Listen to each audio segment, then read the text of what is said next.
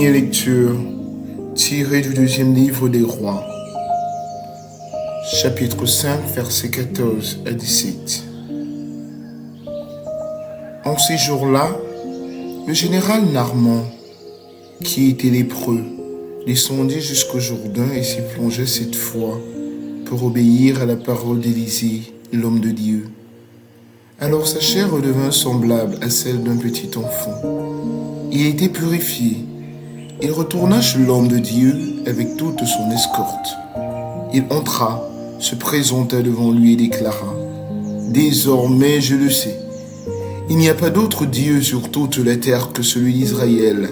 Je t'en prie, accepte un présent de ton serviteur. » Mais Élisée répondit : « Par la vie du Seigneur que je sers, je n'accepterai rien. » Naaman le pressa d'accepter, mais il refusa.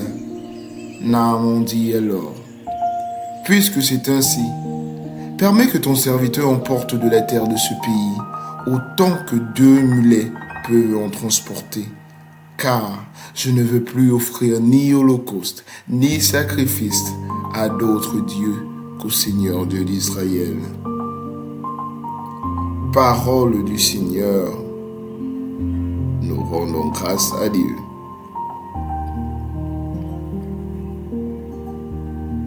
Psaume 97. Le Seigneur a fait connaître sa victoire et révélé sa justice aux nations.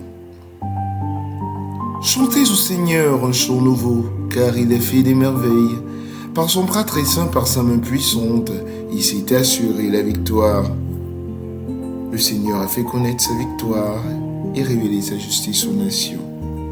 Le Seigneur a fait connaître sa victoire et révélé sa justice aux nations. Il s'est rappelé sa fidélité, son amour en faveur de la maison d'Israël. Le Seigneur a fait connaître sa victoire et révélé sa justice aux nations. La terre tout entière a vu la victoire de notre Dieu.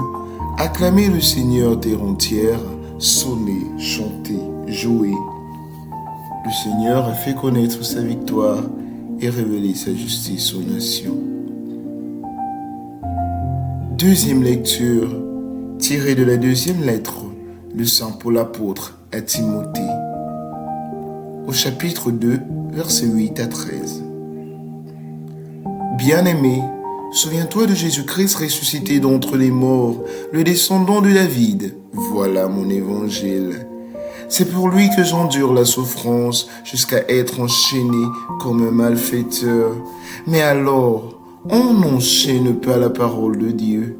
C'est pourquoi je supporte tout pour ceux que Dieu a choisis, afin qu'ils obtiennent eux aussi le salut qui est dans le Christ Jésus avec la gloire éternelle. Voici une parole digne de foi. Si nous sommes morts avec lui nous vivrons. Si nous supportons l'épreuve, avec lui nous régnerons.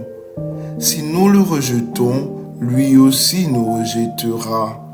Si nous manquons de foi, lui reste fidèle à sa parole, car il ne peut se rejeter lui-même.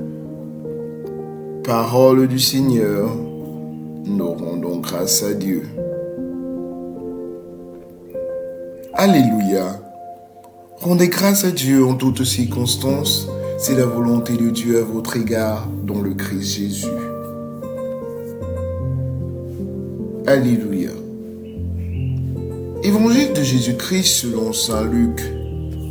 En ce temps-là, Jésus marchant vers Jérusalem traversait la région située entre la Samarie et la Galilée. Comme il entrait dans un village, 10 lépreux vinrent à sa rencontre. Ils s'arrêtèrent à distance et lui crièrent : « Jésus, Maître, prends pitié de nous. » À cette vue, Jésus leur dit : « Allez vous montrer au prêtre. » En cours de route, ils furent purifiés. L'un d'eux, voyant qu'il était guéri, revint sur ses pas en glorifiant Dieu à pleine voix. Il se jeta face contre terre aux pieds de Jésus en lui rendant grâce. Or, c'était un Samaritain. Alors, Jésus prit la parole en disant : « Tous les 10 n'ont-ils pas été purifiés ? Les 9 autres, où sont-ils ? Il ne s'est trouvé parmi eux que cet étranger pour revenir sur ses pas et rendre gloire à Dieu. Jésus lui dit, relève-toi et va, ta foi t'a sauvé. Acclamons la parole de Dieu. Louange à toi, Seigneur Jésus. Fructueux dimanche à tous et à tous, et que Dieu Tout-Puissant vous bénisse, le Père, le Fils et le Saint-Esprit. Amen.